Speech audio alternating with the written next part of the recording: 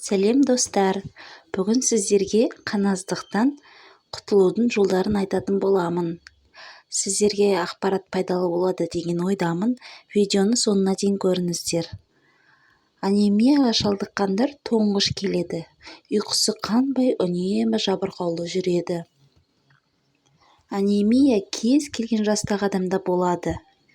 Қанның ішіндегі бояғыш қызыл зат пен түйіршіктер азайған кезде ағза анемияны сезінеді. Бұл кезде сізді бір емес, бірнеше жайсыздық мазалайды. Нақтырақ айтатын болсам, әлсіздік, бас айналуы, терінің құрғауы, ентігу, тәбеттің төмендеуі, құлақтың шыңылдауы, көздің қарауытуы, көп нәрсеге көңіл бөлмейсіз, жүректің жұмысы нашарлайды, аяқ-қол дірілдейді.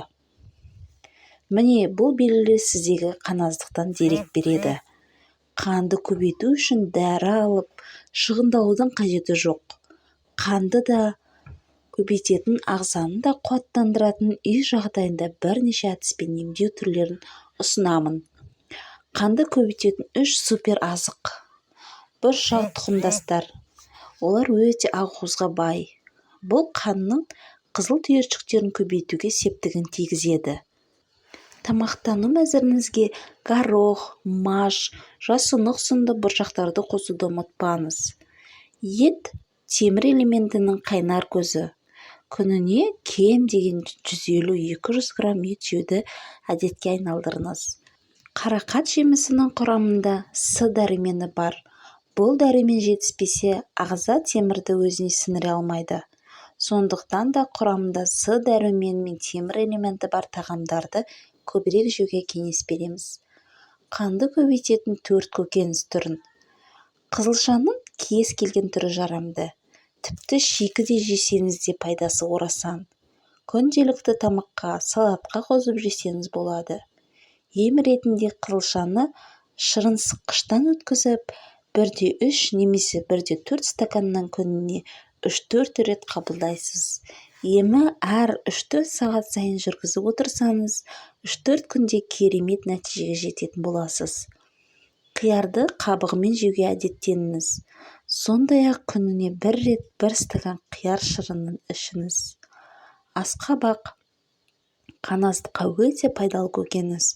Күніне 150-200 грамм асқабақ жесеңіз, ағзаңызды шлактан тазартады, қанды көбейтеді, әрі иммундық жүйеңізді нығайтады. Теріңіз жақсарып, өзіңізді сергек сезінетін боласыз. Аскөктің де ауруға қарсы күресетін қабілеті бар.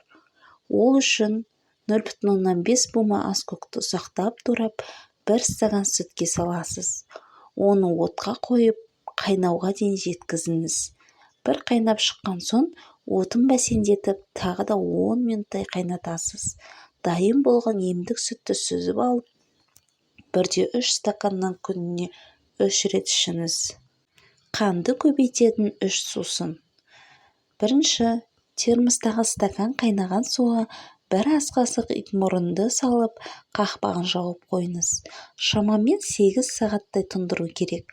Белгіленген уақыттан соң сусынды сүзіп алып, шай ретінде күніне 3 рет ішесіз.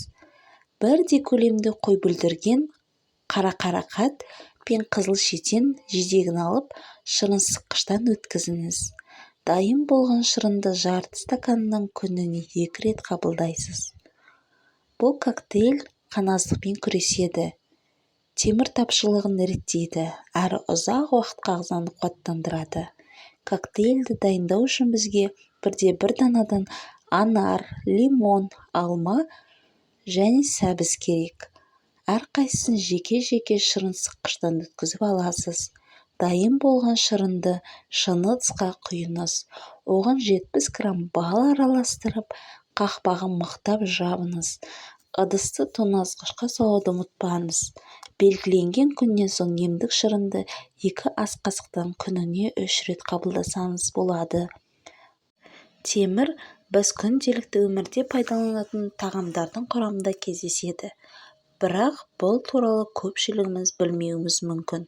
Мысалы, бауырдың құрамында 19 мг темір болса, какаода 12,5 мг, жұмыртқаның сарысында 7,2 мг, жүректе 6,2 мг және де қара нанда 4,7 мг, шабдалы мен миндаль жаңғақтарында және ет өнімдерінде 3,8 мг-ға дейін темір кездесіп отырады. Одан басқа құс еттерінде, ірімшікте, қаймақта және құрамында белок бар тағамдарды көп пайдаланған жөн. Бұл әдістерді жасау өте оңай. Бастысы жалқаулықты жеңіп, ағзаңызды жақсартыңыз. Ақпарат пайдалы болса, лайк басып, каналға тіркеліп, өз ойларыңызды комментарийға қалдырсаңыздар болады.